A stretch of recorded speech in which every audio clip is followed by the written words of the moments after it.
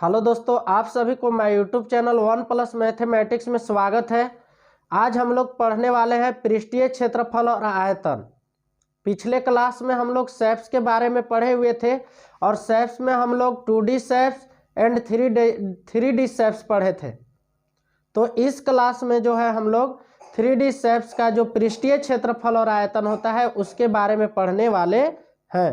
पिछले क्लास में हम लोग 3D शेप्स यानी कि घन, घनाभ, बेलन, शंकु, गोला, ये सभी शेप्स के बारे में फार्मूला लिखे हुए थे, फार्मूला हम लोग पढ़े हुए थे। आज हम लोग जो है पृष्ठीय क्षेत्रफल और आयतन संबंधित यानी कि प्रश्नावली 13.1 क्लास 10 का प्रश्नावली 13.1 हम लोग पढ़ने वाले हैं। तो पहला क्वेश्चन इस प्रकार से है, आप लोग ध्यान से बोर्ड पर देखेंगे। पहला क्वेश्चन है आपका, दो घनों जिनमें से प्रत्येक का आयतन 64 सेंटीमीटर क्यूब है। दो घनों जिनमें से प्रत्येक का आयतन 64 सेंटीमीटर क्यूब है के संलग्न फलकों को मिलाकर एक ठोस बनाया जाता है। इससे प्राप्त घनाभ का पृष्ठीय क्षेत्रफल ज्ञात कीजिए। दिया हुआ है कि दो घनों जिसमें से प्रत्येक का आयतन 64 सेंटीमीटर क्यूब है।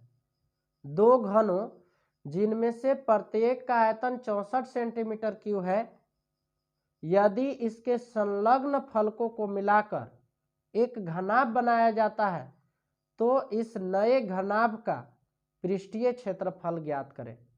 क्वेश्चन यही है। अब देखिएगा क्या है। क्वेश्चन 1 लिख लिए, सॉल्यूशन लिख लेते हैं। और यहाँ पे दो घन दिया हुआ है जिसमें से प्रत्येक का जो आयतन है कितना है, 64 सेंटीमीटर क्यूब है। तो सॉल्यूशन में लिख लेंगे कि प्रत्येक घन का आयतन बराबर आपको दिया हुआ है 64 सेंटीमीटर क्यूब। क्योंकि इस क्वेश्चन में दो घन है और दोनों घनों के संलग्न फलकों को मिलाकर, तो हम दो घन यहाँ पे बना लेते हैं और दोनों घनों के संलग्न फलकों को मिला लेते हैं। तो यहाँ पे देखिए, मान लीजिए ये घन है, एक और घन इसी प्रकार से बना लेते हैं। ये आपका दो घन हुआ और दोनों घनों के संलग्न फलकों को मिलाकर एक क्या ये बन गया, घनाभ बन गया। अब देखिएगा, मान लीजिए कि इस घन की भुजा ये था, ये भी ये था, ये भी ये और ये भी ये, तो इसका भी ये होगा, इसका भी ये और इसका भी ये। तो जब दोनों घनों के संलग्न फलकों को मिलाए तो घनाभ की जो नया घनाभ बना उसका लंबाई आपका ए और ए कितना हो गया, 2a हो गया। और चौड़ाई तो वही रह गया, ऊंचाई भी वही रह गया। क्योंकि मान लीजिए दो डब्बे को एक में सटाएंगे तो आपको लंबाई बढ़ेगा और जिस तरह से आपको सटाने के ऊपर डिपेंड करेगा। तो यहाँ पे दो गो घन रख दिए तो ये एक घनाभ बन गया और घनाभ की लंबाई कितना हो गया, 2a। तो सबसे पहले इसका भुजा निकाल लेते हैं। अब देखिएगा, क्योंकि आपको दिया हुआ है कि a cube equal to 64 centimetre cube, तो ए इक्वल टू आप लोग क्या लिख सकते हैं, 64 हो गया। ये क्यू है, इधर जाएगा तो क्यू रूट हो जाएगा। यहाँ पे मैंने क्यू रूट लिख दिया। अब देखिएगा, 64 को तोड़ करके घनमूल निकालेंगे तो यहाँ पे 64 है यानी 64 है, 2 से 2 3 जा 6 यानी कि 2 तिहाई 6 हो गया और ये 2 दूनी 4 32, फिर 2 से 16 बार में और 2 से 8 और ये 2 से 4 और 2 से 2 दूनी 4।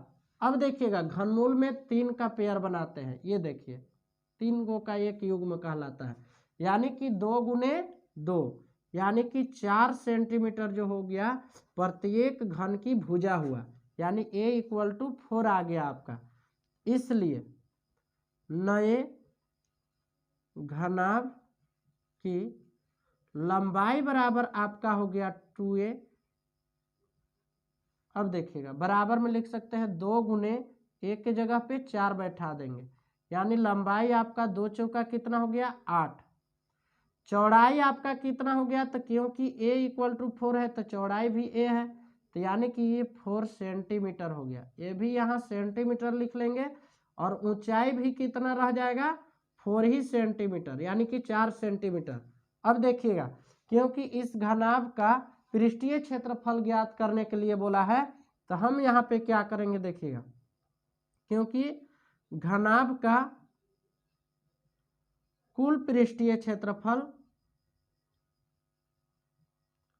बराबर आपका होता है 2 into LB plus BH plus HL। घनाभ का कुल पृष्ठीय क्षेत्रफल कितना होता है 2 into LB plus BH plus HL। अब देखिएगा क्या है,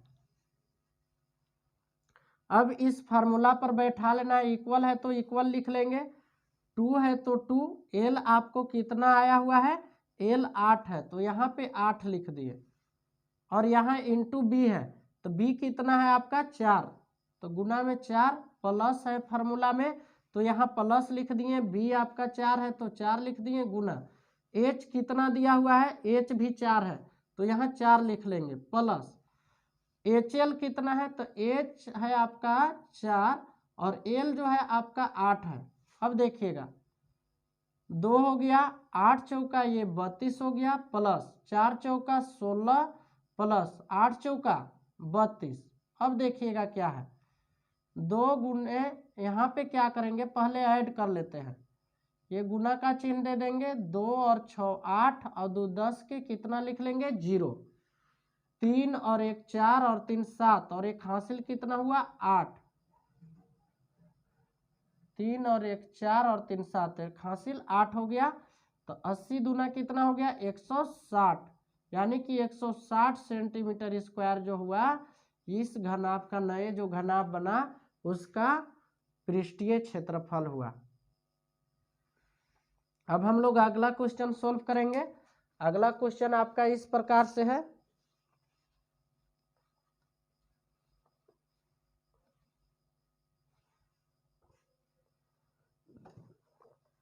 इसे इरेज कर लेते हैं।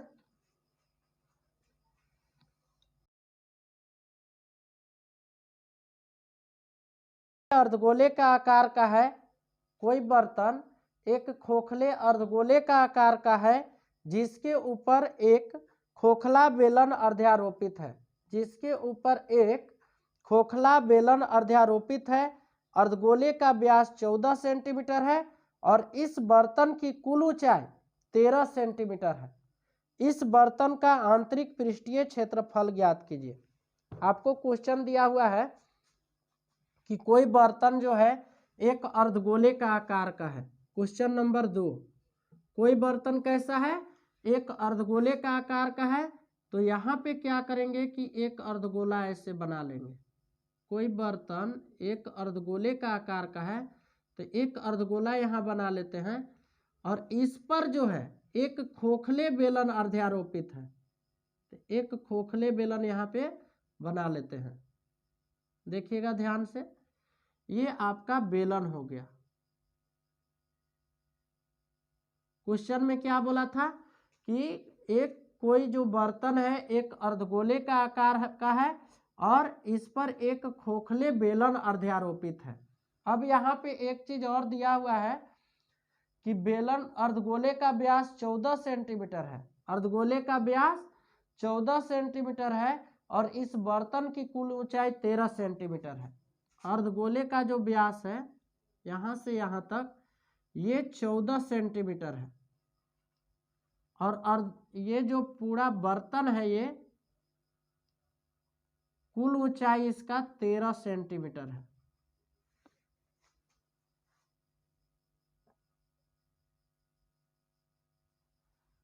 आपको दिया हुआ था कि एक अर्धगोला है और इस पर एक खोखला बेलन अर्ध्यारोपित है।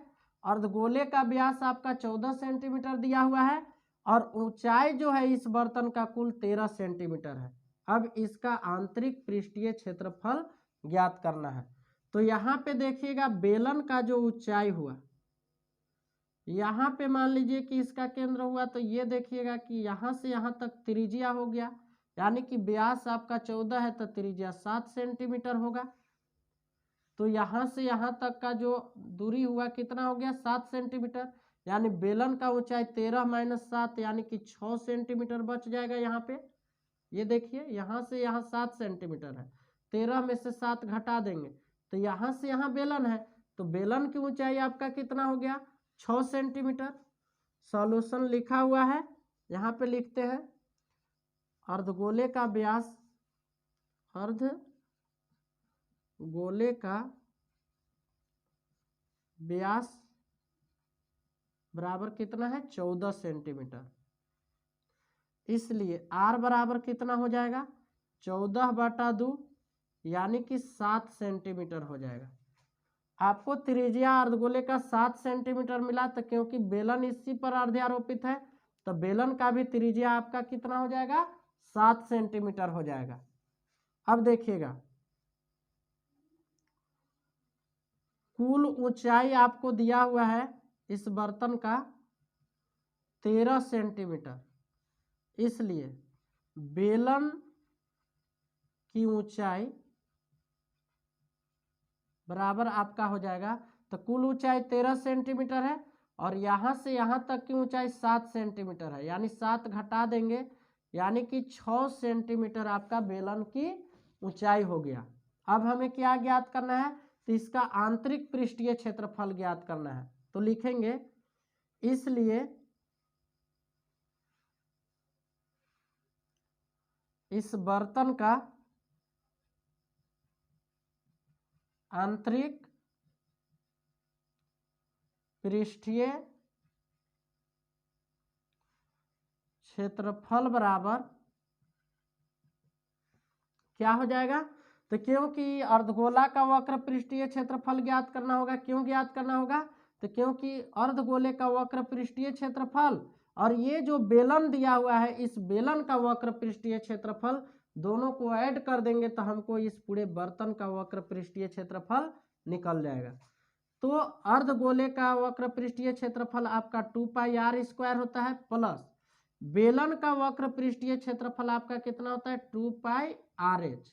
अब देखिएगा क्या है 2πr इसमें भी है 2πr इसमें भी है, तो 2πr को हम लोग कॉमन ले लेते हैं, यहाँ पे बच गया r और प्लस 2πr लिख लिए, यहाँ पे बच गया आपका h। अब देखिएगा क्या है 2 है तो 2, पाई का वैल्यू कितना होता है 22/7 यानी कि 22/7। r कितना दिया हुआ है आपको, तो r जो है आपको 7 है और यहाँ पे क्या है कि कोष्ट दे देंगे r यहाँ पे 7 प्लस h आपको, तो बेलन की ऊंचाई कितना है h 6 है, यहाँ पे 6 बैठा देंगे। अब देखिएगा 7 से 7 काट सकते हैं, 22 दूनी आपको क्या बच गया 44 और इंटू में 7 6 कितना हो गया 13, 13 चौका 52 का आपका 2 हो गया और 13 चौका 52 अब 5 57 यानी कि 572 सेंटीमीटर स्क्वायर जो हुआ इस बर्तन का आंतरिक पृष्ठीय क्षेत्रफल आंसर हो गया। यहाँ पे लिख लेंगे आंसर।